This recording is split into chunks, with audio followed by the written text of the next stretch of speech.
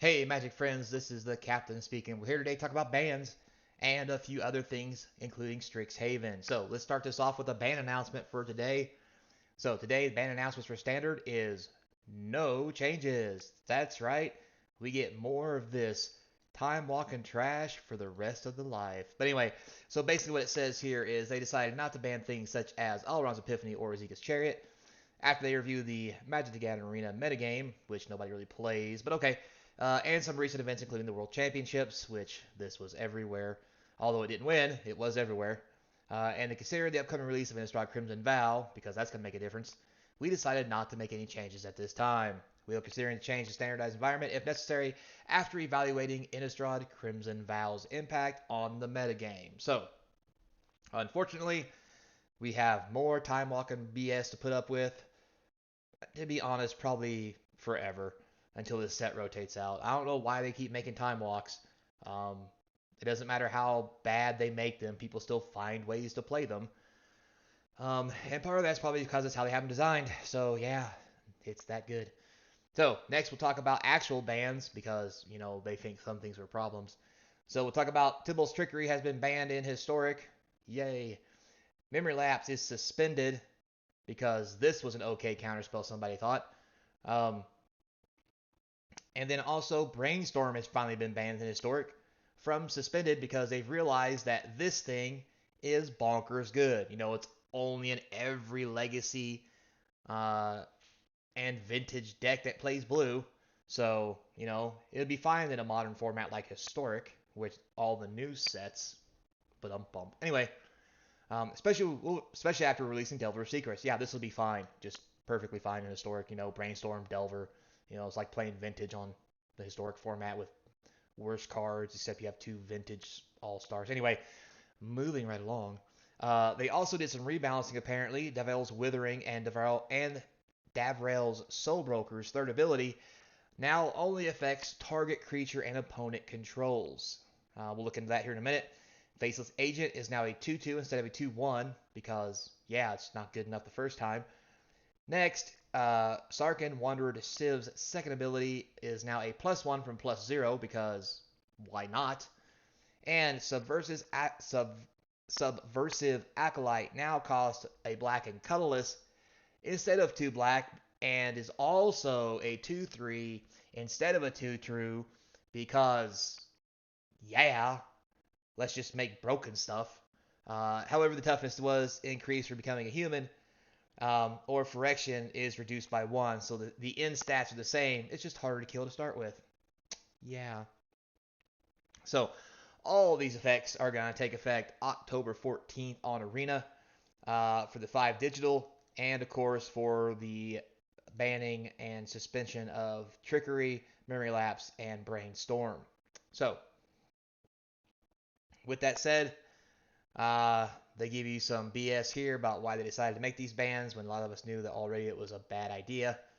But basically, Tybalt's Trickery was now using this card to make it happen more often and to increase the combo of the deck. So Trickery had to be banned. Memory Lapse emerged as nearly a must include in all high performing blue decks. Yeah, who would have thought? Best counterspell known to man. Anyway, and it talks about the Trickery again and the combo with it. Brainstorm. Oh, why was Brainstorm banned? Well, it's Brainstorm. So moving right along, if you guys didn't catch that sarcasm, talk a little bit about the rebalance cards, how the rebalance works. So when they introduce the changes, it looks something like this. So Davriel's Withering and Davriel's Soul Broker. So here you see previously it says target creature. And then now it says target creature and opponent controls because I'm assuming there's some weird combo where this makes something in your hand die and come back to the battlefield over and over. That's what I'm going to assume because that's how I would have done it. Something with Undying maybe. But anyway, we won't go there. So moving right along, that's been changed. We have the Soul Broker here, so you'll see the new one, which is really funny. You don't see a change because there is no change. You actually change what it does. So anyway, we're also removing undesirable interactions with Velspark that can easily result in a draw. I'm pretty sure that's probably because of Faceless Agent. It says here when it leaves the battlefield, return target creature card with power 1 or less from your graveyard to the battlefield. It has Evoke. I'm pretty sure you can just do the jiggle here. So by making this a 2 on the toughness on the backside, Velspark can no longer fetch this. So it looks a little something like that now. Then we have Sarkhan, Wanderer Shiv. Because 0 to conjure a card named Shivan Dragon into your hand was way too underpowered, so we put a +1 on it too, because dragons.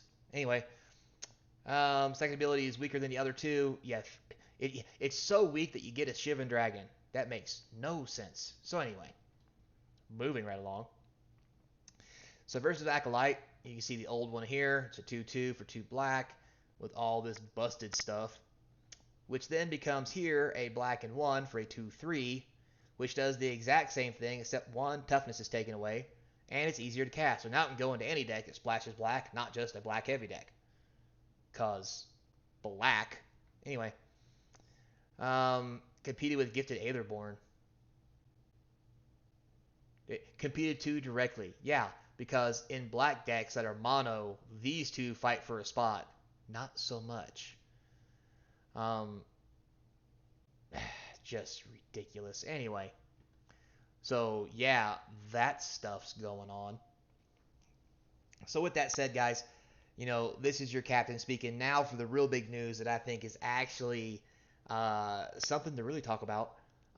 Which, for those of you who might not know, if you actually go and check some of the, I don't even know if it's posted online or not, but after talking to the local distributors and a lot of card shops, I found this to be true. Strixhaven has been cut off. There is no more Strixhaven printing. And you got to be thinking, but Captain, that's silly. It just came out. It's not that old. We've barely rotated the sets. Why would it go out of print? Good question. My guess is because it's awful. I don't mean that in a bad way. I thought Strixhaven as a whole was pretty cool.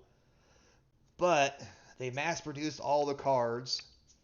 They sold a lot of it. And most of the cards don't do a whole lot. And they actually don't see any standard play. Because they don't synergize well with the other sets, just to be honest. The land cycle is really bad. The new land cycle is 12 times better.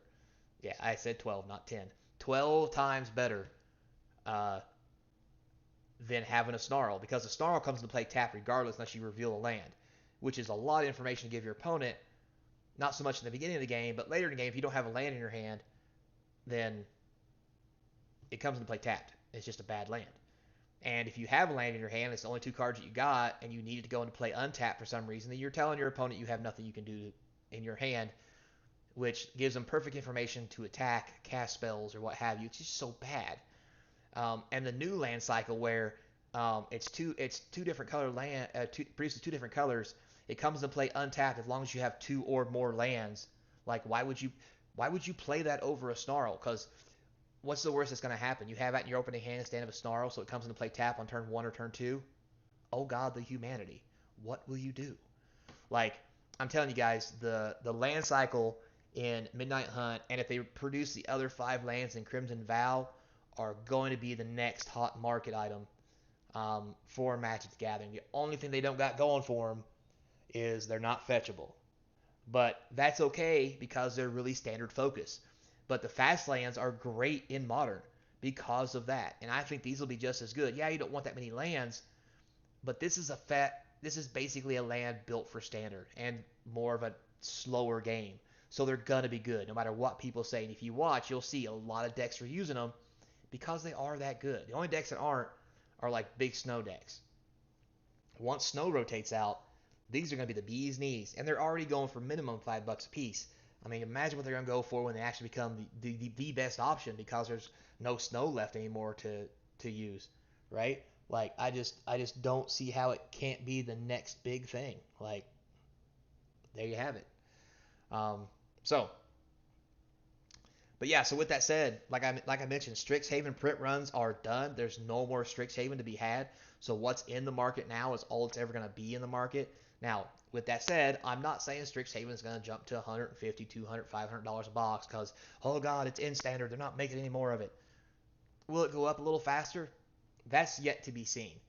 I think if Wizard cuts off the print run this early, I really think people have not bought it because the other sets are doing better than Strixhaven, honestly. Even Kaldheim. Kaldheim's a big set right now. Now that all them other sets have rotated out, that was really overshadowing Kaldheim. Uh, Kaldheim has really come through with the snow mechanic and all this other stuff to show what kind of powerhouse that it is. And with that said, Strixhaven just ain't cutting it. It doesn't fit the snow mechanic. It doesn't fit any mechanics. You have Magecraft, which is okay to a point, but honestly nobody cares. Like the best things the set's got going for it's a couple planeswalkers, and even those are expensive, and there's probably better planeswalkers like D&D. Like Loth is one of the number one black planeswalkers that people run. People don't even run um, the new Liliana from the set that costs 6 mana because why? Loth is so much better. Just makes dudes constantly, draws you cards. It's on a power level. It's amazingly better. Um, and it's easier to get back in Blood in the Snow. But anyway, off that topic. Um, Now, if you want to pick up a couple Strixhaven boxes because you think it might go up, yeah, I mean, you could probably easily still get them for 80, 90 a box on the open market, maybe for a couple days till people figure out they're out of print, and then people might jack the prices up because they're like, oh, it's an out of print set, still in standard, rah, rah, rah, rah, rah. But I'm here to tell you guys, be careful when you do that because you really got to take into account what the cards in the set's worth. Um, because honestly, they're not seeing a lot of play in standard, and they haven't made a big impact in modern or any other set either. So like, there's not a lot of good things that's got going on. All the powerhouse cards that have made big plays and impacts right now are Kaldheim, um, Innistrad Midnight Hunt, probably Crimson Vow when it comes out. Um, so now if you got a couple extra $100, you want to grab a couple boxes of Strixhaven and stick them in a closet somewhere, I can be down with that. Um, but honestly, I look for the real investment for Strixhaven now that it's out of print is to really be those collector boxes because every card's a foil. Like, why would you not want that instead? Plus, the actual ability to get those archive cards with the Japanese printing, that's foil. God, those things are sweet. Also, too, with the mass opening of that, like, they really drove the archive prices into the dirt where they're almost worth nothing. So, like, even having an archive, if you open a box, a set booster box, and you got minimum 30 archives out of it, more often than not, most of those archives are not going to be worth money. I mean, I still got them listed on my website, most of the good ones, and like they barely sell for $1 anymore. And the only time I really sell them is when people buy bulk cards, and they'll grab a couple of those just for giggles, or I put them on sale. Like they're not doing well, guys. And I'm honestly thinking about taking them down eventually because I'm tired of looking at the stack sitting over here, starting to piss me off. But anyway, so that's my thoughts on that, and my thoughts on the Strixhaven print ending. One thing I am looking forward to is having those collector boxes go up in value. I got a couple of those. I think those will skyrocket first before the actual set box or the actual boxes do from the set. Unless somebody can come up with some kind of deck that uses a lot of cards from the Strixhaven format, I just don't see it being a thing, guys. Um, Sadly enough, but that's what happens when you have really bad sets. Print runs end early, nobody wants them. Don't confuse this with Dominaria when they just came out and like, oh, we're gonna quit printing Dominaria. Like everybody's buying that like hotcakes, and everybody's like, hey, wait a minute, what just happened? Also, too, I think another reason why we had this Strixhaven cutoff of print runs is they have to make room because of all the announcement they're having. With stuff getting stuck in shipments and logistics and all that stuff, they just can't afford to waste time printing Strixhaven, especially if it's not selling. They got a big backlog of it already. If people ain't buying any of it, why print more of it? On the off chance it may sell later, they'd be better off just cut their losses and move on to sets that are actually, in print and selling. So, with Crimson Vow coming out already getting delayed, that's going to put a big delay on, the double feature box set that's going to come out in January. So they really got to try to catch up, and the really only reason to do that is to cut stuff out of the print run cycles to make room for the other sets. So sadly enough, Strixhaven's going to get the axe today, guys. So with that said, thanks a lot for watching. As always, like, subscribe, hit that notification bell, put some comments down below. I do appreciate it. It does support the channel, and I thank you. Until next time, my friends, remember to be kind, and I hope I see you across from the game table.